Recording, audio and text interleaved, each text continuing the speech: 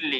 Clear? तो दिल्ली से सीमा बनाते हुए कौन कौन से डिस्ट्रिक्ट हैं? सबसे पहले हम 4 देखेंगे लेफ्ट साइड के और 4 देखेंगे राइट साइड के। 8 आपको देखो याद, 4-4 में तोड़कर हमने देखो बांटा है मैप पर। आपने विजुलाइज किया तो आपको यहां से यह भी क्लियर हुआ कि एनसीआर में कितने हैं आपके? 8 हैं टोटल। ठीक, इस मैप को आप देख कर जाओगे ना तो वह भी याद हो जाएगा आपको। पहला है सबसे ऊपर देखो शामली, फिर नीचे आप बढ़ोगे तो आपको दिखाई देगा बागपत। तीसरा आपका कौन सा है? गाजियाबाद, गौतम बुद्ध नगर। 4 कौन कौन से हो गए? शामली, यह रहा आपका शामली। एक सेकंड कलर चेंज करके क्लियर तरीके से आपको दिखाई देगा। देखो यह है आपका शामली, नीचे है इसके बागपत, इसके नीचे ही आपका गाजियाबाद मौजूद है और इसके नीचे आपका गौतम बुद्ध नगर जो आपका नोएडा के रूप में जाना जाता है। क्लियर? अब आते हैं और कौन से इससे सधे हुए अंदर के आपके जो जिले हैं वह कौन से हैं? सबसे पहले देखेंगे ऊपर है मुजफ्फरनगर। मुजफ्फरनगर के दंगे तो आपने सुने ही होंगे। फिर है मेरठ, मेरठ से नीचे लगा हुआ है हापुड़ जो उत्तर प्रदेश का सबसे छोटा जिला है। फिर है इससे लगा हुआ बुलंदशहर। यह 8 जिले आपको दिखाई दिए, यह दिल्ली एनसीआर के क्षेत्र में आते हैं। बोले यहां से देखो क्वेश्चन क्या बनेगा आपसे। सबसे जरूरी है क्वेश्चन समझना कि कितने जिलों में पुलिस कमिश्नर प्रणाली आपकी लागू होती है। पुलिस कमिश्नर प्रणाली पहले जानते हो ना क्या होता है? देखो पुलिस अपने आप में आप जानते हो किसका विषय है? राय। क्लियर? अब पुलिस कमिश्नर प्रणाली को समझ में आ गया होगा आपको, बहुत अच्छे से समझाया है। ठीक, अब यह आपके 7 जिलों में यह पुलिस कमिश्नर प्रणाली लागू है। कौन कौन से 7 जिले हैं? तो लखनऊ है, गौतम बुद्ध नगर है, वाराणसी, कानपुर, गाजियाबाद, प्रयागराज, आगरा। ये तो आप किताबों में पढ़ते हो। हमें क्या है सबसे पहले तो देखना है कहां कहां पर लागू है। एसएससी सीजीएल तो हमें क्या है सबसे पहले तो देखना है कहां कहां पर लागू है। तो लखनऊ कानपुर हमने देखे दोनों, फिर वाराणसी और प्रयागराज देख लिया, और 3 आपके इधर से हैं गाजियाबाद, गौतम बुद्ध नगर और आगरा। इनको याद करने का देखो मैं तरीका बताता हूं, याद भी आ जाएंगे कैसे। 3 देखो तो प्रमुख हैं आपके गंगा से लगे हुए। ठीक, गंगा से संबंधित जो आपके बड़े जाने जाते हैं। एक कानपुर हो गया आपका, प्रयागराज जो संगम के लिए, वाराणसी जाते ही भाई गंगा स्नान कर रहे हैं। ठीक, तो वाराणसी, प्रयागराज और कानपुर तीनों ही प्रमुख रूप से गंगा नदी के कारण जाने जाते हैं। ये तीनों हो गए जहां पुलिस कमिश्नर प्रणाली लागू है। याद रखना है आपको इसी तरीके से। और 3 देखो यहाँ पर है गाजियाबाद, गौतम बुद्ध नगर और आगरा। तीनों आप समझ लोगे जहां औद्योगिक इकाइयों का विकास बहुत अधिक हुआ है। तो गाजियाबाद, गौतम बुद्ध नगर, आगरा, ये तीनों समझ में आ गए होंगे। जहां औद्योगिक इकाइयों का विकास अधिक होगा वहां पुलिस कमिश्नर प्रणाली लागू करनी पड़ेगी। ऐसा और सर्वाधिक क्षेत्र वाले आपको समझ में आएगा कि सबसे ज्यादा दृष्टि से चौथा है, जनसंख्या की दृष्टि से हम पहले स्थान पर हैं। ठीक, सर्वाधिक क्षेत्र वाले 3 जिले और सर्वाधिक क्षेत्र वाले आपको समझ में आएगा कि सबसे ज्यादा क्षेत्रफल बड़े बड़े कौन से जिले हैं, छोटे कौन से जिले हैं। तो सबसे छोटा जिला देखने से पहले हम बड़ा जिला देखते हैं। मैप पर भी आपको दिखाया था लखीमपुर खीरी जो है सबसे बड़ा देखो जिला है। अब यहाँ मैप पर आओ समझ, नेपाल से लगे हुए देश से कितने राज्य सीमा बना रहे हैं? तो आप समझिए यहाँ पर 9 राज्य हैं जो उत्तर प्रदेश से सीमा बनाते हैं। और नेपाल से लगे हुए कितने राज्य हैं? नेपाल से लगे हुए आपके 7 राज्य हैं। ठीक है, नेपाल से कितने राज्य सीमा बना रहे हैं? 7 राज्य। उन 7 को आ जाओ देख लेते हैं। सबसे पहले नेपाल वाले हम निपटाएंगे। कौन कौन है? महाराजगंज है, सिद्धार्थनगर है, बलरामपुर, श्रावस्ती, बहराइच, लखीमपुर, पीलीभीत। अब ऐसे दिया हुआ है, अब ऐसे तो आपको याद भी नहीं हुआ होगा। चलो कुछ इसका निमोनिक्स बनाते हैं। क्या? देखो महाराज जो थे जितने भी, आप समझिए कि यहाँ पर बौद्ध धर्म रहेगा। नेपाल में कौन सा धर्म है? बौद्ध धर्म। तो यहाँ जितना भी धर्म आपको पालन करने वाले लोग मिलेंगे वह बौद्ध धर्म पालन करने वाले। तो यहाँ पर जितने भी महाराज हुआ करते थे वह क्या करते थे? वह भैया सिद्धार्थ की पूजा करते थे। सिद्धार्थ क्या थे? सिद्धार्थ भगवान बुद्ध का ही तो बचपन का नाम है। तो भगवान बुद्ध यानी कि सिद्धार्थ की पूजा करते थे जितने भी महाराज थे, क्योंकि वह उन्हें राम का स्वरूप मानते थे। किन्हें? सिद्धार्थ को भगवान का रूप मानते थे और वह उनकी सेवा करते थे, इसीलिए उनकी क्या करते थे? सेवा। सेवा से हम श्रावस्ती। क्लियर? यहाँ सामने लिखते चलना। ठीक, सेवा करते थे, राम का रूप मानते थे और सिद्धार्थ की पूजा करते थे। अब भैया वो तभी तो क्या थे? बहुत ज्यादा रिच थे। बहराइच का कोड हम रिच ही बनाएंगे। सेवा करते थे इसीलिए बहुत ज्यादा रिच थे, और रिच थे तो उनके पास लाखों पैसा था। क्या था? उनके पास लाखों में पैसा था और इसीलिए वो पीली धातु पहनते थे। जिसके पास भैया लाखों पैसा होगा वही पीली धातु पहनेगा। देखो हो गया पूरा कोड और पूरी निमोनिक्स। देखो इसके जरिए क्या हुआ, हमें सारे के पर नेपाल के यहाँ पर हम क्या देखने वाले हैं? जो राज्य सीमा बना रहे हैं। सबसे पहले हम उत्तराखंड को पकड़ेंगे। उत्तराखंड के बारे में हम जानते हैं कि यहाँ से उत्तर प्रदेश के ही 13 जिलों को लेकर के एक उत्तराखंड राज्य बनाया गया। अब उत्तराखंड राज्य से उत्तर प्रदेश के भी तो कुछ जिले होंगे जो सीमा बना रहे होंगे। तो कौन कौन से जिले हैं? ऊपर से पकड़ते हैं हम सबसे पहले, कौन सा, यहाँ देखो सहारनपुर की यह सीमा दिख रही होगी आपको, मैप पर ही ध्यान से देखना है और फिर आपको खुद से इसको मैप जब दे दिया जाएगा, पीडीएफ दे दी जाएगी, इसको बहुत ध्यान से करना है, बार बार रिवाइज करना है इसको और इसको विजुलाइज ही करो आप। सबसे पहले देखो यह सहारनपुर दिख रहा होगा जो सीमा बना रहा है, तो पहला कौन सा हुआ, सहारनपुर। दूसरा देखो यह आपको जो जिला दिख रहा है यह कौन सा है, मुजफ्फरनगर जिला है, तो दूसरी सीमा कौन सा बना रहा है, मुजफ्फरनगर। सहारनपुर, फिर आगे बढ़ते हैं मुजफ्फरनगर, और फिर आपको यह बड़ा सा राज्य दिख रहा होगा बिजनौर। तीसरा जिला कौन सा है, बिजनौर, तेरे बीको में भी बिजनौर। तीसरा जिला कौन सा है, बिजनौर। चौथा जिला आपको देखो मुरादाबाद दिख रहा होगा, यह जिला कौन सा है, मुरादाबाद। तो हमने नंबर 1 देखा सहारनपुर, दूसरा देखा हमने मुजफ्फरनगर, तीसरा बिजनौर, चौथा देखो आपको मुरादाबाद, पांचवा रामपुर क्लियर तरीके से दिखाई दे रहा होगा, यह सीमा बना रहा है उत्तराखंड के साथ। छठा आपको दिख रहा होगा बरेली, और पीलीभीत जो है, पीलीभीत पर भैया आधा पीलीभीत जो है उत्तराखंड से सीमा बना रहा है और आधा पीलीभीत देखो भैया नेपाल से सीमा बना रहा है। क्लियर, तो इस आधार पर हम समझे कि पीलीभीत जो है दोनों जगह पर नजर आएगा, उत्तराखंड के साथ भी सीमा बनाएगा और नेपाल के साथ भी सीमा बनाएगा। तो उत्तर प्रदेश से सीमा बनाने वाले उत्तर प्रदेश के 7 डिस्ट्रिक्ट हैं जो उत्तराखंड से सीमा बना रहे हैं। ठीक, आगे बढ़ते हैं, फिर हिमाचल प्रदेश पर आते हैं। तो हिमाचल प्रदेश में केवल सहारनपुर डिस्ट्रिक्ट है चुन्नू से एकदम सीमा बना रहा है। तो सबसे छोटी सीमा पूछा जाता है, कौन बनाता है, तो सबसे छोटी सीमा एक तो सहारनपुर हिमाचल प्रदेश के साथ बनाता है। दूसरा देखो राज्य हो गया, तीसरा राज्य आता है हरियाणा। तो हरियाणा में समझेंगे, एक एक डिस्ट्रिक्ट उठाएंगे कैसे सीमा बना रहा है हरियाणा। सबसे ऊपर देखो तो आपका सहारनपुर ही मौजूद है, पहली सीमा कौन बनाएगा, सहारनपुर। दूसरा उससे सधा हुआ देखो लगा हुआ है डिस्ट्रिक्ट शामली, जो सबसे हमारा छोटा डिस्ट्रिक्ट, सॉरी सबसे छोटा डिस्ट्रिक्ट नहीं है, फिर हमारा सीमा कौन सा बना रहा है, शामली बना रहा है। तीसरा कौन सा है भाई, तीसरा आपका देखिए बागपत है। क्लियर, सबसे ऊपर कौन सा है, सहारनपुर, दूसरा है शामली, तीसरा देखो आपको बागपत दिख रहा होगा। चौथा आगे बढ़ेंगे तो यहाँ गाजियाबाद, ध्यान रखना, यहाँ पर बहुत ध्यान से सुनना, हरियाणा से आपका यह गाजियाबाद सीमा नहीं बनाएगा। क्यों नहीं बनाएगा, क्योंकि यह दिल्ली भैया छोड़ता ही नहीं है इसको, दिल्ली ही पूरे गाजियाबाद से सीमा बनाता है। क्लियर, बीच में देखो यह दिल्ली मौजूद है और यह दिल्ली ही पूरी तरीके से गाजियाबाद से सीमा बनाएगा, और कुछ गौतम बुद्धा नगर अर्थात नोएडा का क्षेत्र भी है जहां सीमा बनाएगा, लेकिन कुछ भाग देखो छूट जाएगा गौतम बुद्धा नगर का। तो गौतम बुद्धा नगर भी चौथा आपका डिस्ट्रिक्ट है जिससे हरियाणा सीमा बनाएगा। पांचवा कौन सा है, देखो यह छोटी सी सीमा दिख रही होगी इस अलीगढ़ की, छोटी सी सीमा दिखी अलीगढ़ की, यह भी हरियाणा से देखो सीमा बनाएगी। और फिर आगे बढ़ेंगे तो आपको मथुरा, मथुरा से भी सीमा बनाता है हरियाणा।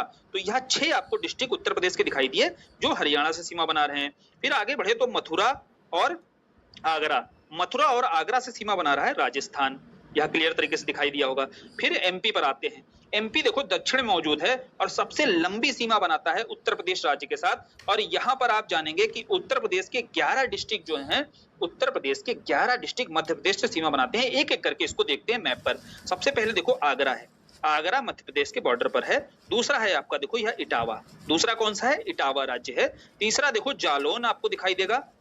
फिर आगे बढ़ेंगे तो झांसी, यह जो आपका डिस्ट्रिक्ट दिख रहा है यह झांसी है, यह भी आपका मध्य प्रदेश से सीमा बनाता है। और ललितपुर तो घुसा ही हुआ है मध्य प्रदेश के भीतर। ठीक, यह पूरा जो ललितपुर झांसी वाला जो क्षेत्र है और महोबा वाला क्षेत्र है, यह मध्य प्रदेश के अंदर ही घुसा हुआ है। पहले शुरुआती स्तर पर मांग होती थी कि इसे मध्य प्रदेश में ही शामिल कर देना चाहिए। क्लियर, तो आगे बढ़ गए हम, तो ललितपुर से आगे बढ़े तो फिर महोबा छठा आपको दिखाई दिया। महोबा से आगे बढ़ते हैं तो फिर यह बांदा आपको दिखाई देगा, बांदा। फिर बांदा से लगा हुआ है चित्रकूट, चित्रकूट से आगे बढ़ेंगे तो प्रयागराज, प्रयागराज से आगे बढ़ेंगे तो मिर्जापुर, मिर्जापुर के बाद सोनभद्र भी है जो मध्य प्रदेश से सीमा बनाता है। यहाँ देखिए आपको ध्यान रखना है कि हमीरपुर कभी कभी ऑप्शन में दे देता है, तो भैया हमीरपुर जो है आपका सीमा नहीं बनाता है। ठीक, ध्यान रखना, बुंदेलखंड क्षेत्र से आपको हमीरपुर अगर ऑप्शन में आ गया तो आप हमीरपुर कहीं सही मत टिक कर देना। हमीरपुर की देखो आपको यहाँ पर लोकेशन देखनी अंदर है, तो यह सीमा नहीं बनाएगा मध्य प्रदेश के साथ। आगे बढ़ेंगे फिर हम देखेंगे कि छत्तीसगढ़ भी सीमा बनाता है भाई। तो छत्तीसगढ़ कहां पर सीमा बना रहा है, छत्तीसगढ़ आपका सोनभद्र के साथ सीमा बनाता है। छत्तीसगढ़ के साथ सीमा बना रहा है सोनभद्र के साथ। और आगे बढ़ेंगे तो झारखंड दिखाई देगा, झारखंड भी आपका सोनभद्र के साथ सीमा बनाता है।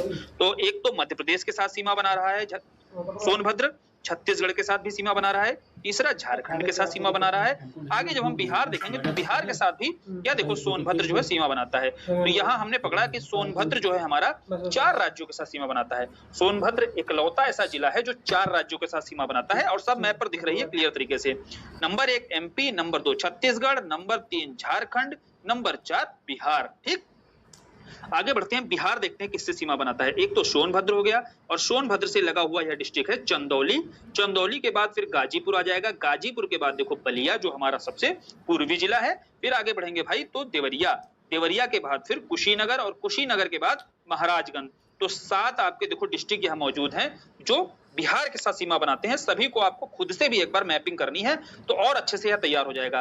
तो यह जितने भी पड़ोसी देश हैं, पड़ोसी राज्य हैं सॉरी, उन पड़ोसी राज्यों से जो डिस्ट्रिक्ट सीमा बनाते हैं सब बहुत डिटेल से यहाँ पर समझाकर दिखाया गया है, विजुलाइज कराया गया है। और विजुलाइज करने, ठीक है, आपको रटने की कोई जरूरत नहीं, बस वीडियो के एंड तक आप लोग बने रहिए। चलिए स्टार्ट करते हैं वीडियो को।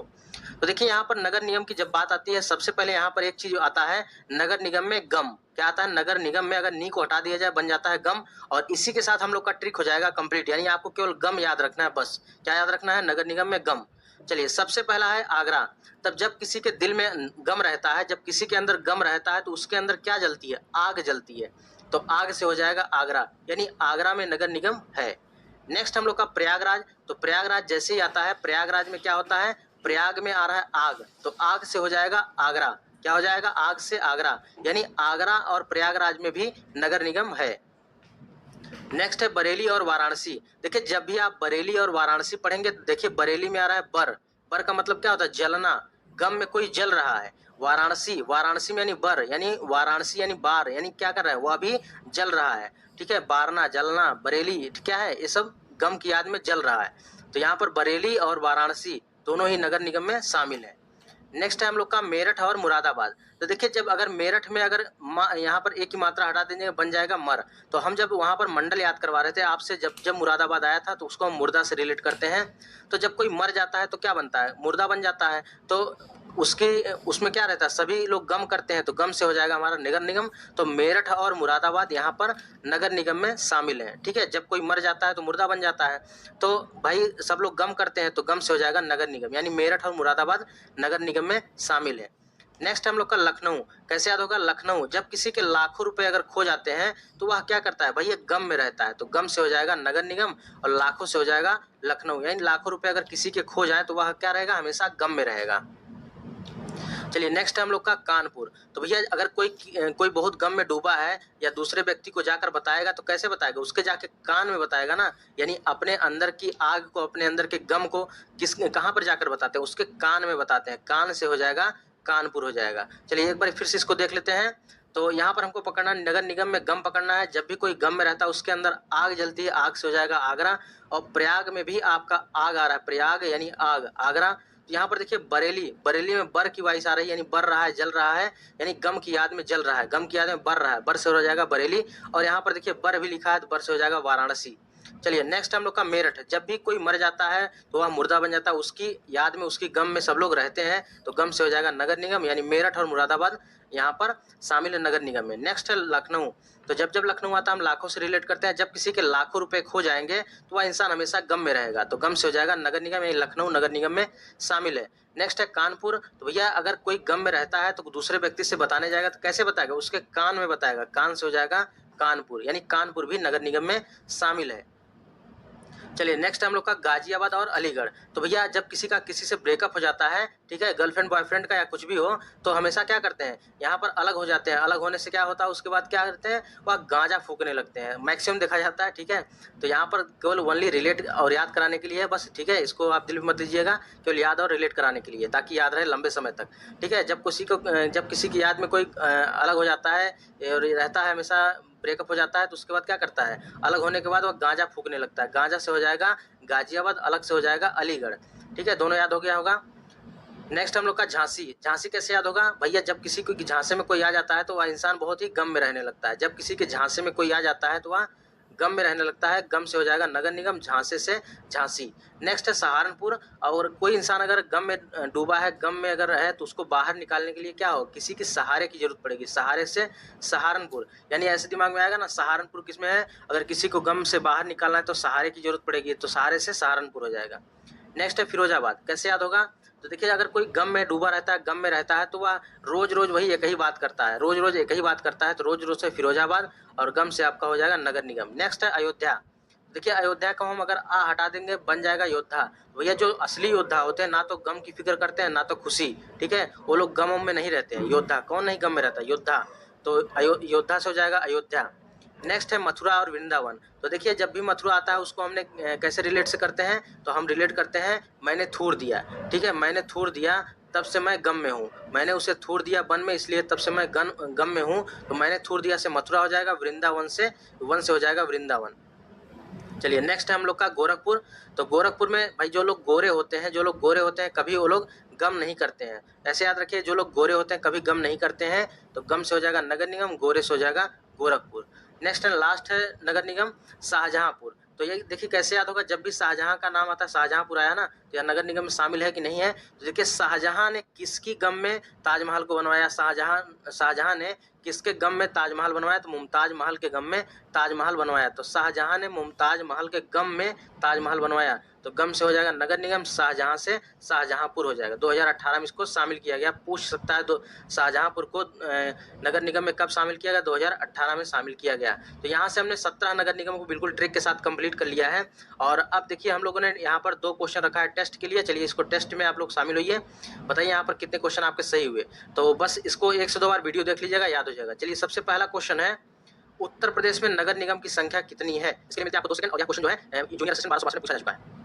तो उत्तर प्रदेश में नगर निगम की संख्या 17 गम में रहता है, तो गम से हो जाएगा नगर निगम, रोज रोज से हो जाएगा फिरोजाबाद। जैसे अ वालों को मैं एक जगह कर लिया हूं, तो अ वाले कुल कितने हैं, 4। ऐसे कितने थे, 4, और उनके साथ में 2 लगा दिया, गोरखपुर और लखनऊ। गोरखपुर मुख्यमंत्री का जिला है इसलिए आसान है गोरखपुर मंडल को याद करना, और लखनऊ राजधानी है। तो ये पहले 6 में अ वाले 4 हैं और 2, एक गोरखपुर और एक लखनऊ है। तो इस तरह से 6 का सेट बहुत ही आसानी से आप तैयार कर लेंगे। जैसे पहले अ फिर आ। अ में क्या है, अलीगढ़ अयोध्या। अ में क्या है, अलीगढ़ मंडल और अयोध्या मंडल। फिर आ वाले में क्या है, आगरा और आजमगढ़। तो इस तरह से ये 4 आप याद कर लेंगे। शुरू के 4 आपको याद हो गया होगा, अलीगढ़, अयोध्या, आगरा, आजमगढ़।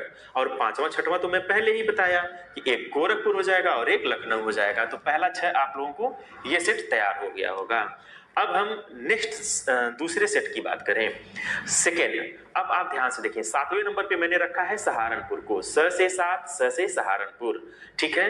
तो स से 7 स से सहारनपुर कभी नहीं भूलेगा। 7वें नंबर पे कौन सा है, सहारनपुर मंडल। एक उसके बाद मैंने आसान मंडल रख दिया है, झांसी मंडल। 8वें नंबर पे झांसी मंडल, इसे आप तैयार रखिएगा, झांसी मंडल, ठीक है ना। इसमें 2 अक्षर है, 2 का क्यूब कर दीजिएगा तो 8 आ जाएगा। तो 2 का क्यूब करेंगे तो कितना आ जाएगा, 8। तो 8वें नंबर पे झांसी मंडल हो जाएगा। तो ये याद करने का एक तरीका है, थोड़ा सा इसमें मैथमेटिक्स भी लगा दिया गया। तो झांसी में 2 अक्षर था, 2 का क्यूब करेंगे तो 8 आ जाएगा। तो इस तरह से 8वें नंबर पे झांसी मंडल हो गया। स से 7 स से सहारनपुर, ये 2 तैयार हो गया। 9वें नंबर पर विंध्याचल, यहाँ पे आप देखिए न आ रहा है, आधा न, तो आधा न आने की वजह से 9वें नंबर पे मैंने विंध्याचल को रख दिया है, ताकि आप इसे याद रख सकें कि 9वें नंबर पे कौन सा मंडल था। तो 9वें नंबर पर विंध्याचल मंडल। तो देखिए कितना इजी हो गया, 9वें नंबर पर विंध्याचल मंडल। और 10 से 10, 10 से देवी पाटन, तो देवी पाटन मंडल को 10वें नंबर पर रख दिया गया। और ब से 12 और ब से बरेली, ब से 12, ब से बस्ती, तो एक को 11 कर दीजिए, एक को 12 कर दीजिए। तो बस्ती को मैं 11 पे कर दिया, बरेली को 12 कर दिया। दोनों ब से हैं, तो ब से बस्ती, ब से बरेली, तो 12 नंबर पे होने चाहिए। तो दोनों एक ही पोजीशन पे आ नहीं सकता, इसलिए जो है 1 1 2 ब से 12, यानी कि यहाँ पे भी देखिए 11वें नंबर पे बस्ती, 12वें नंबर पे बरेली। तो जो सेकंड 6 था उसको, यानी कि सेकंड पार्ट को कैसे हम याद करें, एक बार फिर से देखा जाए। स से सहारनपुर, स से 7, यानी कि 7वें नंबर पे सहारनपुर हो गया।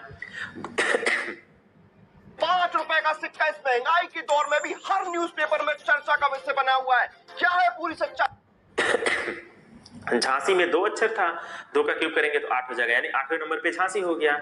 विंध्याचल में आधा न आ रहा था, तो 9वें नंबर पे विंध्याचल को कर दिया गया। 10 से 10, 10 से देवी पाटन, तो देवी पाटन मंडल जो है वो 10वें नंबर पे आ गया, ठीक। और अब बात आती है ब से 12, ब से बरेली, और ब से बस्ती भी होता है, तो एक को 11 दे दीजिए, एक को 12 दे दीजिए। तो मैंने बस्ती को 11वें नंबर पे रख दिया और बरेली को 12वें नंबर पे रख दिया। तो इस तरह से ये 6 का सेट तैयार हो गया। तो जो सेकंड पार्ट है कितना आसान हो गया, कोई भी बच्चा तुरंत बता सकता है। सहारनपुर, झांसी, विंध्याचल और 10 से 10 और 10 से देवी पाटन, 11 12 यानी बस्ती बरेली, तुरंत आप 6 का सेट तैयार कर लेंगे। और फिर जो लास्ट 6 है इसको कैसे याद रखा जाए, इसके लिए मैंने क्या बनाया ट्रिक, उसको भी देख लिया जाए। तो कोई ऐसा ट्रिक नहीं है जिसे आपको याद करना पड़े, ट्रिक को याद करने में आपको मेहनत नहीं करना है, बस एक अरेंजमेंट, एक व्यवस्था है, ठीक है, जिसे हम आसानी से और लॉन्ग टाइम तक इसे याद रख सकें। जैसे देखिए मेरठ को याद करने का मैंने तरीका ये बनाया कि 13वें नंबर पे मैंने मेरठ को रखा, इसलिए क्योंकि मेरठ का पहला अक्षर एम है और एम को थोड़ा सा ऐसे उल्टा कर दीजिए, देखिए 3 की तरह से दिख रहा है और इसका जो पोजीशन है यम का वो 13वें नंबर पे है। तो यम से मेरठ और यम का पोजीशन 13 नंबर पे है, तो इसलिए मैंने मेरठ को किस पोजीशन पे रख दिया है, 13वें पोजीशन पर रख दिया है। तो एम का पोजीशन जो होता है वो अल्फाबेट्स में ABCD के क्रम में आप देखिएगा, ए को 1, बी को 2, सी को 3 मानिए, तो इस तरह से एम को 13 मानेंगे आप, और 13वें नंबर पे मेरठ को मैंने रख दिया है। तो इस तरह से ये याद रहेगा, कभी भूलेगा नहीं। आपसे कभी भी कोई पूछे कि 13वें नंबर पे कौन सा मंडल सर ने याद कराया था, तो मेरठ मंडल याद करवाया था। 14 च से चित्रकूट, देखिए कितना आसान है। चित्रकूट मंडल किस पोजीशन पर आ गया, 14 नंबर पे। प से 15, प से प्रयागराज। अब देखिए कानपुर के लिए क्या ट्रिक यूज किया गया है, कानपुर में 1 2 3 4 अक्षर हैं, 4 का वर्ग करेंगे तो 16 हो जाएगा। तो कानपुर के लिए 16वां प्लेस मैंने दे दिया, और कानपुर चूंकि आसान भी था इसलिए भी मैं कानपुर और बनारस, तो मैंने तीसरे सेट में इन दोनों को रख दिया था कि 2 कम से कम आसान रहे, कानपुर और बनारस। 16 17 और लास्ट में 18 मुरादाबाद मंडल। तो 18 नंबर के लिए कोई ट्रिक की यूज करने की जरूरत नहीं, बस आप ऐसे ही याद रखिए कि मुरादाबाद मंडल को 18वें नंबर पर याद करना है। और देखेंगे दुधवा राष्ट्रीय उद्यान, एक राष्ट्रीय उद्यान है, ठीक है, तो राज्य का एकमात्र राष्ट्रीय उद्यान है। दुधवा राष्ट्रीय उद्यान है कहाँ पे, ये लखीमपुर खीरी और पीलीभीत में है, ठीक है। और दुधवा राष्ट्रीय उद्यान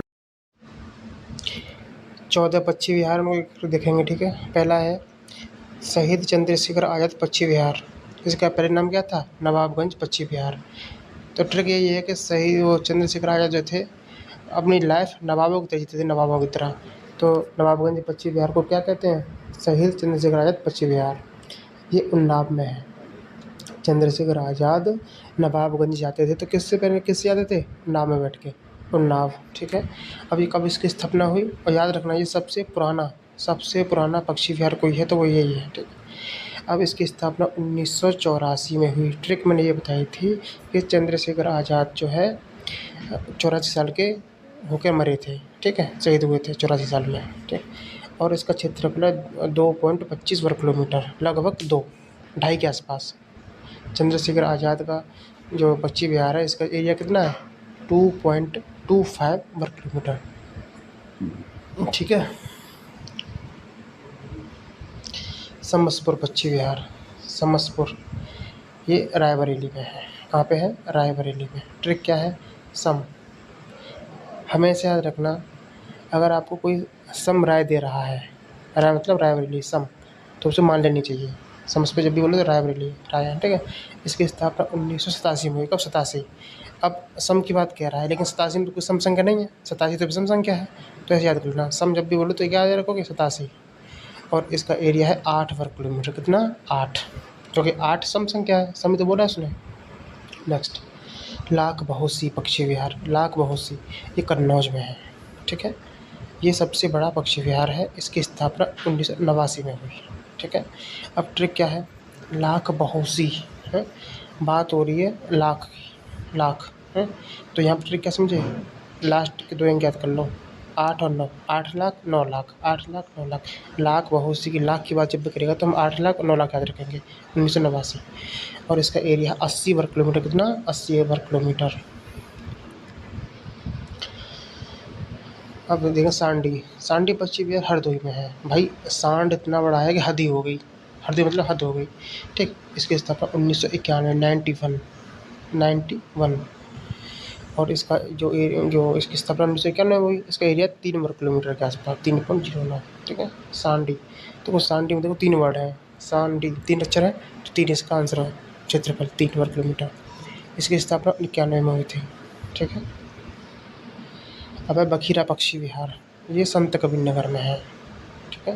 और ट्रिक क्या है, बखीरा, देखो यहाँ से अब समझना थोड़ा सा, यहाँ से लगातार 4 से 5 ऐसे पक्षी विहार हैं जिनकी स्थापना 1990 में हुई थी। कौन कौन से, बखीरा पक्षी विहार, ओखला पक्षी विहार है, समन पक्षी विहार, पार्वती अर्गा, विजय सागर, लास्ट में पटना पक्षी विहार, सबसे छोटा है। तो याद रखना ट्रिक यही है, बखीरा से खीरा, खीरा ओखला, खीरा ओखला पक्षी विहार, खीरा को हमने ओखली में कूटा। ठीक। समन पक्षी विहार, समान तरीके से, अच्छे से समान तरीके से कूटा।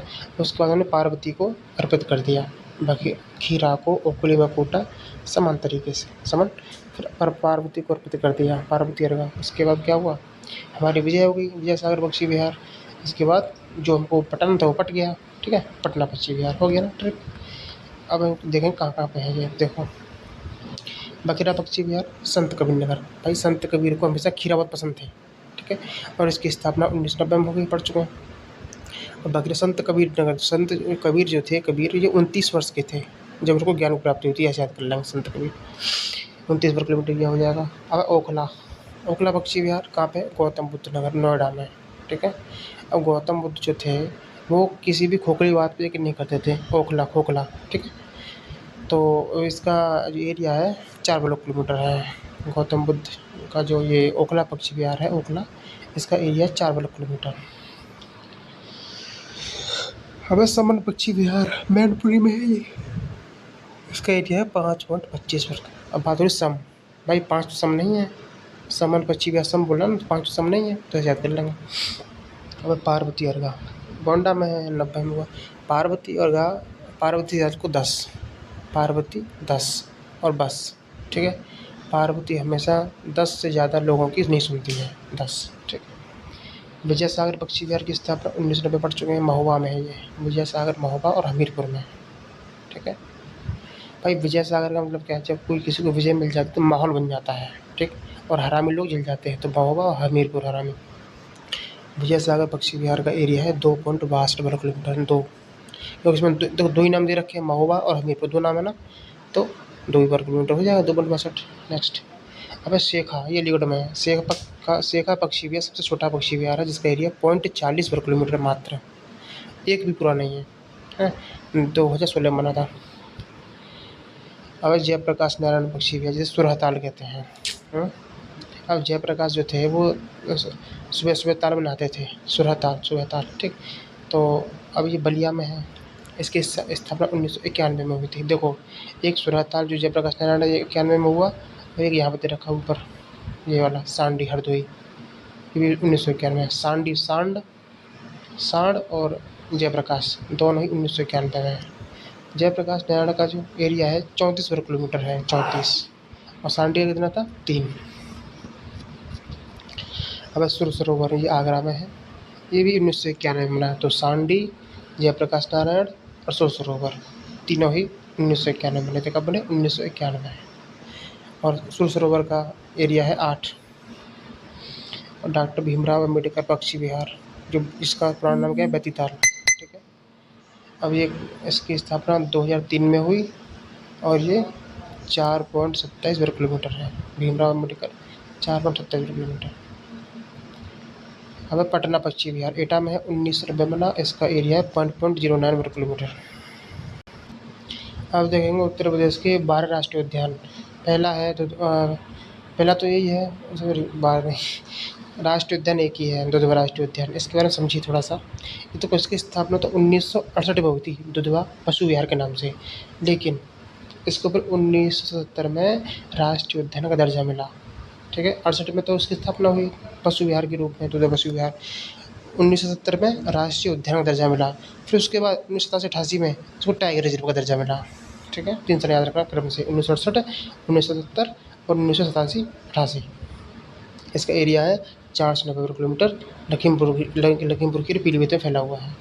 12 सिंह और शेर के लिए बनाया गया है। ठीक है। अब आगे देखते हैं। अब पढ़ेंगे 12 वन्यजीव विहार। पहला है, पहले देखो, राज्य में वन्य प्राणियों के संरक्षण और प्रवर्धन के लिए 1956 में वन्यजीव परिरक्षण संगठन बना। वन्यजीव परिरक्षण संगठन का बना 1956 में। ठीक है। पहला है चंद्रप्रभा वन्यजीव विहार, चंदौली में है, 78 वर्ग किलोमीटर में है। ठीक है, याद रखना चंद्रप्रभा चंदौली में है और इसका एरिया के 78 वर्ग किलोमीटर और इसकी स्थापना हुई 1957 में। आसान है तो तुमको याद होगा। ठीक है, इसके बाद जो आता है वो है राष्ट्रीय चंबल वन्यजीव विहार चंबल। इसकी स्थापना 1979 में हुई। ट्रिक क्या बताई थी मैंने, ये घड़ियालों के लिए है, मगरमच्छों के लिए। जब मगरमच्छ आता है ना तो 7 लोग इधर भागते हैं, 9 लोग इधर भागते हैं, तो इसमें क्या हो जाएगा 79, लास्ट में 79 आ रहा है ना चंबल का। चंबल में घड़ियाल रहते हैं। ठीक है, अब कैमूर वन्यजीव विहार, ये मिर्ज़ापुर और सोनभद्र में है। कैमूर मतलब मूली से याद कराया था ना, मैंने कराया था। ये 1982 में स्थापना हुई थी। मूली 82 रुपये किलो है और ये इसका एरिया कितना है 1342 वर्ग किलोमीटर। कैमूर का क्या है 13 से स्टार्ट, 1342। हस्तिनापुर सबसे बड़ा वन्यजीव विहार है जो कहाँ तक फैला हुआ है, मेरठ, मुजफ्फरनगर, बिजनौर, मुरादाबाद, अमरोहा, गाजियाबाद। ठीक, 1159 वर्ग किलोमीटर। कितना 1159 लेना। और इसकी स्थापना 1900। अब कुछ सोचो, हस्तिनापुर में जब महाभारत युद्ध हुआ था तो कौरव बहुत ज़्यादा थे, तो मतलब 1100 के आसपास थे, ऐसे याद करना 1159। इसकी स्थापना 1986 में हुई। ठीक है, बारहसिंगा के लिए। और किशनपुर वन्यजीव विहार, किशनपुर 1972 में। हमारे गांव में एक लड़का किशन नाम से है, उसकी एज 72 साल है, तो किशनपुर 72 साल 1972। ये लखीमपुर खीरी में है भाई किशनपुर। बस कृष्ण भगवान को खीर बहुत पसंद थी, तो किशनपुर लखीमपुर खीरी। इसका एरिया है 227। बारहसिंगा चीते के लिए है। कतरनिया घाट 1975 में स्थापना हुई और ये बहराइच में है। भाई को किसी के कान को कतर लेगा तो बहरा हो जाएगा, बहराइच। ठीक, इसका एरिया है 400 वर्ग किलोमीटर। नेक्स्ट रानीपुर, ये बना 1970 में और महावीर स्वामी 77 में बना। रानीपुर कहाँ पे है, बांदा और चित्रकूट में है। महावीर स्वामी ललितपुर में है। महावीर सबसे छोटा है, 5 वर्ग किलोमीटर है और रानीपुर कितना है 230 वर्ग किलोमीटर। ठीक है, नेक्स्ट है सुहागी बरवा। इसकी स्थापना 1987 में, 87। सुहागी बरवा में अंक उल्टे आते हैं, पहले 8 का बाद में 7 का आता है, ऐसे याद कर लो। ये महाराजगंज में है सुहागी बरवा। भाई महाराज की पत्नी सुहागन होती है, सुहागी बरवा महाराजगंज। इसका एरिया 428 वर्ग किलोमीटर है, 428। और बारहसिंगा के लिए भी है। सुहेलवा ये गोंडा बलरामपुर श्रावस्ती में है। इसमें लास्ट में डबल 8 आता है, 8 2 बार आता है सुहेलवा में। ठीक है, इसका एरिया 452, लगभग 450 के आसपास। ये बारहसिंगा के लिए, सारे बारहसिंगा के लिए हैं। कछुआ वन्यजीव अभयारण्य जो है इसकी स्थापना 89 में हुई, 8-9 कछुआ। और कछुआ 89 साल जीता है, कितना 89। ये बनारस में है, इसका एरिया 7 वर्ग किलोमीटर है, कछुए के लिए बनाया गया है। ठीक है, अब देखेंगे टाइगर रिजर्व। 4 टाइगर रिजर्व हैं। पहला दुधवा टाइगर रिजर्व, ठीक है, वो पढ़ चुके हैं पहले ही, 87-88 में इसको मान्यता मिली थी। ठीक है, टाइगर रिजर्व की। और इसके बाद आगे देखते हैं अमनगढ़। दूसरा क्या है Amangarh tiger reserve. Amangarh tiger reserve जो है भाई, इसकी स्थापना हुई थी 2012 में, बिजनौर में है। ये कहाँ पे, बिजनौर। अमनगढ़, जब किसी का मन नहीं लगता है वो कहाँ चला जाता है, बीच पर घूमने चला जाता है, बिजनौर बीच पर। अमनगढ़ मन नहीं लग रहा, 2012 में स्थापना हुई। पीलीभीत टाइगर रिजर्व 2014 में बना, 2 साल बाद। पीलीभीत लखीमपुर खीरी और बहराइच में फैला हुआ है। ठीक है, और तीसरा है, चौथा है रानीपुर। रानीपुर टाइगर रिजर्व भाई, इसकी स्थापना हुई थी 2022 में और ये जो है भारत का 53वां और यूपी का 4था टाइगर रिजर्व है। ये बात थी भाई। यहाँ पढ़ते हो दुधवा टाइगर रिजर्व कहाँ है, लखीमपुर खीरी पीलीभीत। पीलीभीत टाइगर रिजर्व कहाँ है, पीलीभीत में। अमनगढ़ बिजनौर में। रानीपुर चित्रकूट में। सिंपल है। यहाँ देखेंगे क्षेत्रफल के अनुसार उत्तर प्रदेश के 5 बड़े जिले। उत्तर प्रदेश के क्षेत्रफल के अनुसार 5 बड़े जिले कौन से हैं, लखीमपुर खीरी, ठीक, उसके बाद सोनभद्र, हरदोई, सीतापुर, प्रयागराज। ठीक है, लखीमपुर खीरी, सोनभद्र, हरदोई, सीतापुर, प्रयागराज। ट्रिक क्या है, देखो पहले का नाम है लखीमपुर खीरी, तो खीर से याद रखेंगे, खीर। सोनू ने खाली सोनभद्र, ठीक है। हरदोई, हर हाथ, फिर उसने हाथ धोए, ठीक, खीर खाई सोनू ने, हाथ धोए हरदोई। सीता ने खाई सीतापुर, लास्ट में प्रयागराज, ऐसे याद कर लेंगे। तो खीर खाई सोनू ने, हाथ धोए हरदोई, ठीक, सीता ने खाई और प्रयागराज में हो गया। क्षेत्रफल के अनुसार उत्तर प्रदेश के 5 बड़े जिले। क्षेत्रफल के अनुसार उत्तर प्रदेश के 2 छोटे जिले कौन से हैं, हापुड़ है जो गाजियाबाद से करके बनाया गया है, उसको संत रविदास नगर।